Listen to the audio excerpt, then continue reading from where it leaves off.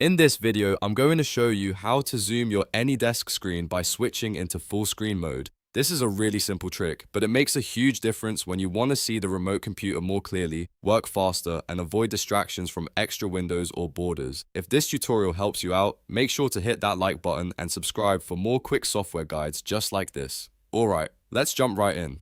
First, move your mouse all the way to the top edge of the screen. In Anydesk, this reveals the session toolbar, which is where all of the display controls are hidden. If you do not see it right away, just keep your cursor near the top for a moment until the toolbar appears. Once the toolbar shows up, look for the display icon. This usually looks like a small monitor symbol. Click on that icon to open the display menu. This menu gives you access to different viewing options for your remote session, including screen mode settings. Now, from the display menu, choose full screen. As soon as you select it, Anydesk will expand the remote desktop so it fills your entire screen. This makes everything easier to view because the remote device takes up more space and you do not have the client window edges getting in the way. This is especially useful if you are trying to read smaller text, navigate menus, or work on a remote computer for a longer period of time.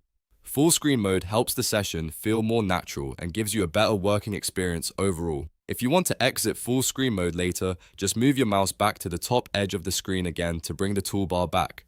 Then click full screen once more to turn it off and return to the normal window view. It is the same simple action, just reversed. And that's it. Now you know how to zoom your Anydesk screen using full screen mode. It only takes a few clicks, but it can make remote access much easier and more comfortable. If this video helped you, please give it a like, subscribe to the channel, and turn on notifications so you never miss more easy tech tutorials. Thanks for watching, and I'll see you in the next one.